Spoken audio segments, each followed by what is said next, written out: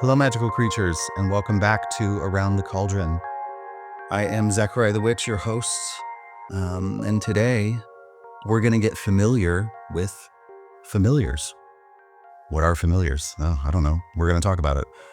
You might be having an image or a thought in your head of like a black cat in that show Sabrina the Teenage Witch. That's a demon or something. You might have the idea of any other form of a familiar like a Patronus charm in Harry Potter or whatever. But they're not just those images or the things in pop culture. They are technically supposed to be your spirit allies, your energetic mirrors. They are more along the lines of his Dark Materials, if you're familiar with that work of fiction. And if you're not, check it out. But they describe familiars in a pretty unique and affirming way that comes from a lot of the Greek original origin of demons or daemons, which didn't have a negative connotation. It was just a form of spirit and thought. So anyway, spirit allies, energetic mirrors, and today that's what we're going to explore. But we're also going to talk about the many forms that a familiar will take or familiars can take. And you're like, what? But yeah, they can. Living animals, spirits, humans, fictional characters, and of course, even a version of yourself or you. So let's dive into it and see what's brewing. Charlie's my dead cat. She's inside of Owen right now. This is Mr. Pickle. He has the appendages of all the men who have betrayed me. Sometimes I open it and smell it. It's so satisfying. Let's begin with familiars that are often portrayed as animals, either physical or spiritual.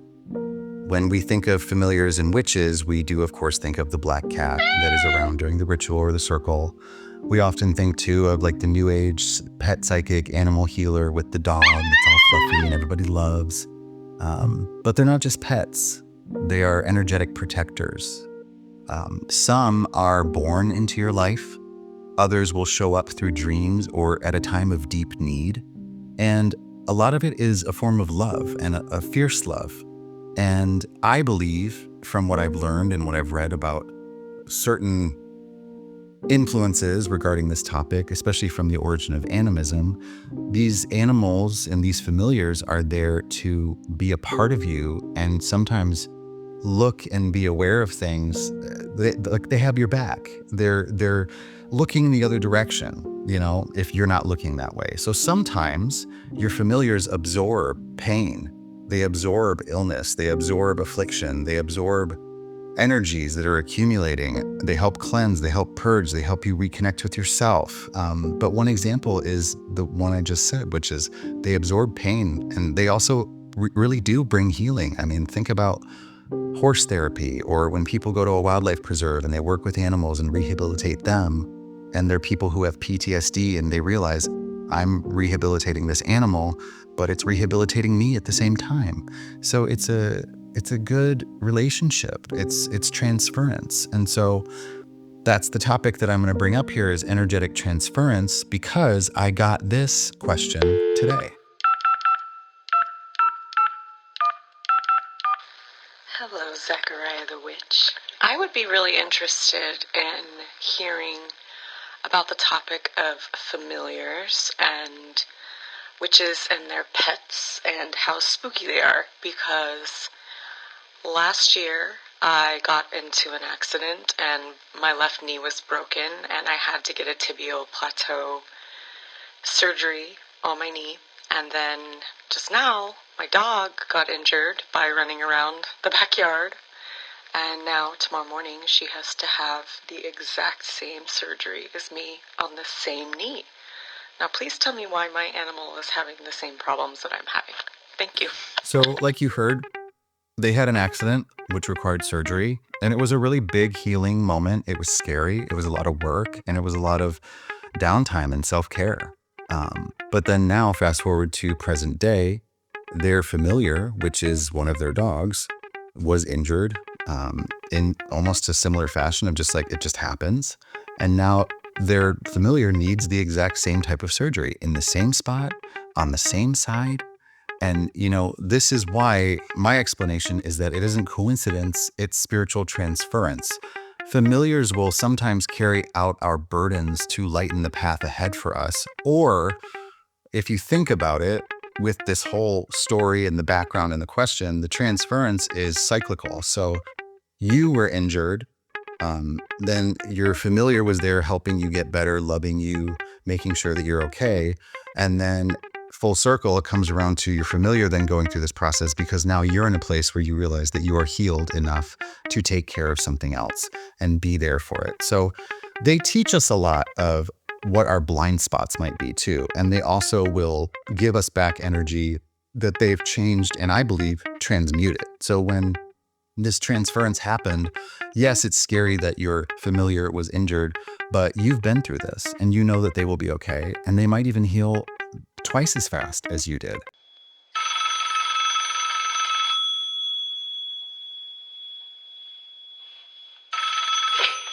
So another interesting and spooky thing, when we adopted our dog now that has the same injury as me, we picked her up from the rescue, and I was in the back of the vehicle with her, holding her, and she was crying, and I was crying. Like, she literally had tears coming out of her eyes. And a song came on the radio that used to be the song between my husband and our late Great Dane that we had before her. And it was so emotional for us, because it felt like our dead Great Dane was giving us blessings to have this new dog in our life. And it was so special and very sweet, and really interesting that that song came on, because it's a very particular song by Phil Collins. And it's just really interesting how animals can weave magic into our lives. Because you're there and you're present and you're there for them. So it's great. And I hope that helps explain it. And do I believe that this happens all the time? Absolutely not. Some familiars, especially animal familiars, they will behave as their wild self, and they will not care or have any concern if something happens to you that makes you seem weak in the herd mentality or the pack. They might even push you further into the abyss just to make you see how strong you are. So that journey isn't for everybody, and that doesn't happen to everybody. But like I said, a lot of the time it is all love, and it's all growth, and it's all healing. And I'm glad that everybody's okay. And thank you so much for your question. And now we're going to move on to the next part. She's not a Christian! She could be a Jew and believe in It God. doesn't matter. She's tampered in dark-sided stuff! So this next part 2, is about human familiars. Yes, I know. Is that a thing? Some people, they're like, yeah, it is. I already know that. Of course. But for the rest of you, Today's episode is brought to you by You Can Go F Yourself. If you don't want to be here, what you doing here in the first place? Nobody invited you, dumbass, with your opinions and your bullshit. See you later, buddy. familiars can also be people. A close friend, a loved one who passed, a guide that shows up exactly when needed. Their presence is there to help us evolve. They show up in a dream, in a message, in a synchronicity. They orbit you like a moon orbits a planet, For me, as an example, personally, my familiar, and I would say that he's a guide, but he really feels familiar. He feels like he is a part of me in the way that we transfer energy. We know things about life ahead of time. It's a very interesting perspective, but it's my paternal grandfather. He passed when I was 2 years old, but I feel, and I have always had this knowing of him and his presence, and there's so many things connected to why that is. There's so many things connected to my spiritual journey that is a part of that. But I just know. There's no doubt in my mind. And to add to that, I've even had strangers, real psychics that are strangers to me in my life. And again, this is my first time recording and publicly sharing anything about my paternal grandfather in this capacity. So it's not like I'm putting all my business out there, and I've done other podcasts and talked about certain things, but definitely not this. But these psychics have told me specific information about him. And the thing that's really affirming and validating is They each have said how he stands around me and watches over me, as well as what he might be doing in the background while I'm spiritually working in a situation, and what he's wearing, what he looks like. And it's very eye-opening to this whole concept of, yes, humans can be familiars because they just are, and I don't even think that they have to be a person that's on the other side. So that's just my 2 cents on that. So let's go down to the next, which is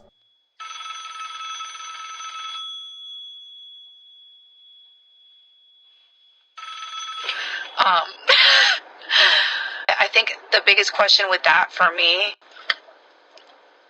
people who you don't know, who you've never met, who you've idolized, can their spirits live through you?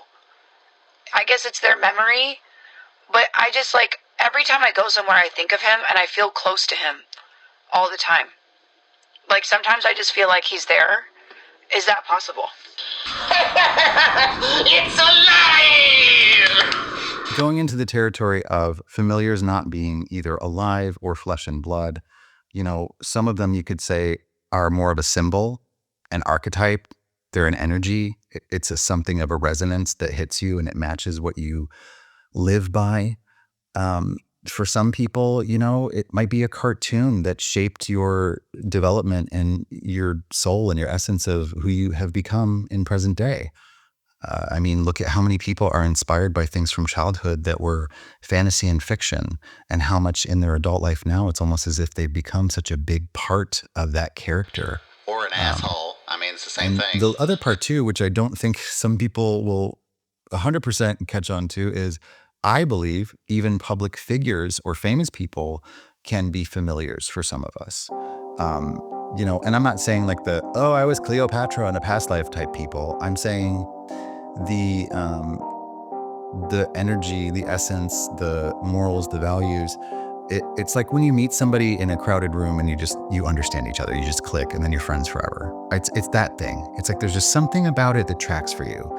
It's not coveting what they have. It's not trying to be them. It's that you get it, and they would get you, and it just makes sense. But I just every time I go somewhere, I think of him and I feel close to him all the time. Sometimes I just feel like he's there. Is that possible? So as you can hear, without saying the specific celebrity, this person has connected with their spirit. They've connected with them and feel them. And that's why they're asking, is this possible? Because there's a deeper presence. There's a feeling that that person is really there. So I have a little bit of a mixture of two different things here. First of all, yes, absolutely. I think this is very possible. It already happens to so many people.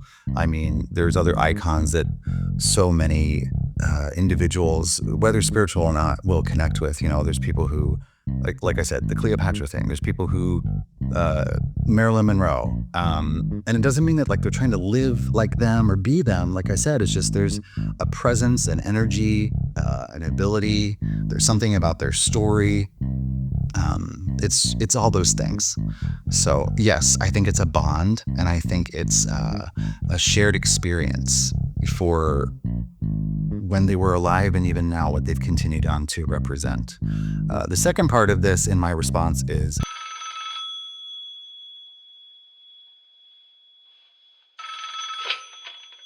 Thought you weren't going to hear from me, huh? Well, I just had a question.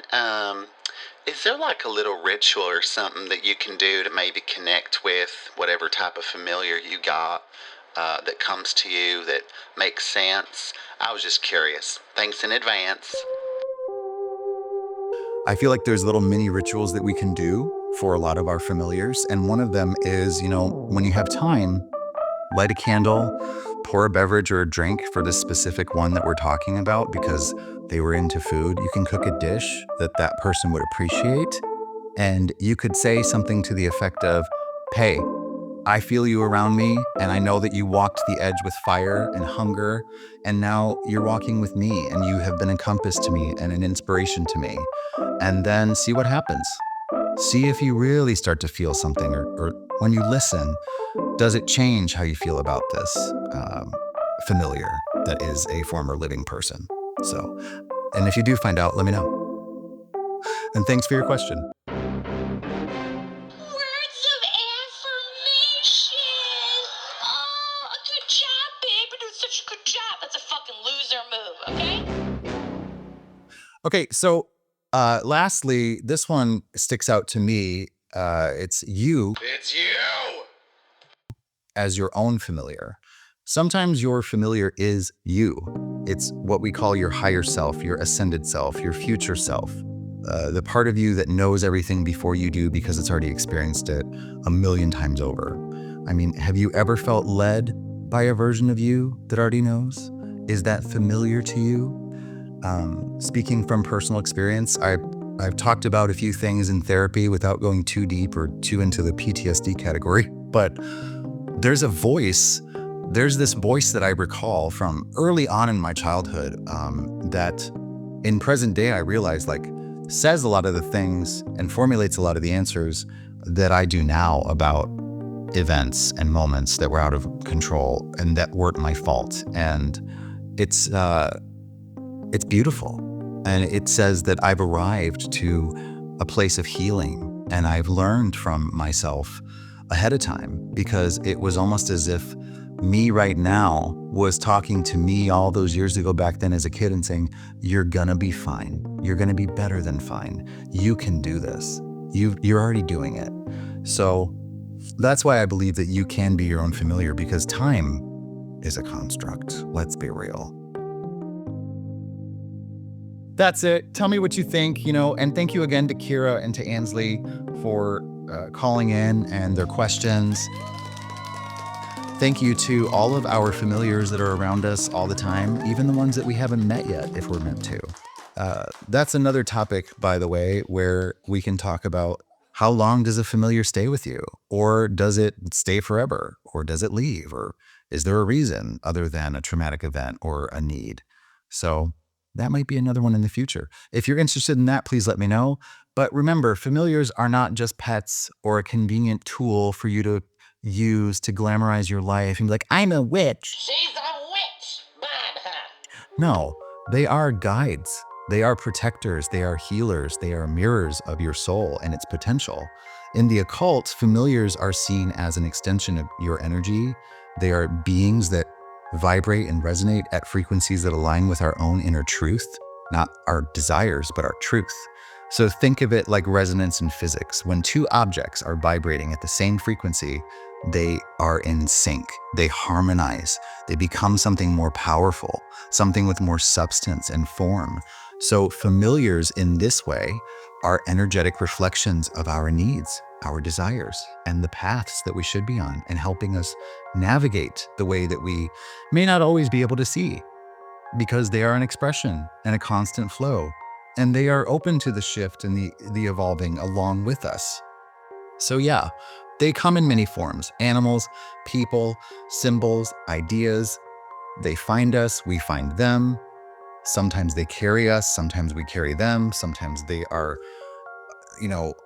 totally footing the bill in life. And then sometimes, we give them strength, but they are always there and always present, whether we see them or not. So again, honor your familiars, give them thanks, be grateful, listen to the messages that they bring, look for those synchronicities that happen. And again, this has been another episode of Around the Cauldron. If you liked it, please, say something. Follow me online. I'm Zachariah the Witch on Instagram. My website is zachariahthewitch.com. She's not a Christian! Subscribe to this, leave a review, stream it, share it, blah, blah, blah. I mean, I do this shit for free because I enjoy it and I like talking about these things. And I want to continue having conversations about stuff that people say is woo-woo or weird, because it isn't. And it's been around for the longest time. We just have different vocabulary for it in present day, So yeah, honor your familiars, give thanks, give gratitude, check in with yourself, honor yourself, respect yourself. And I'm Zachariah the Witch. Thank you for listening to Around the Cauldron. Stay beautiful, stay magical, and stay strange.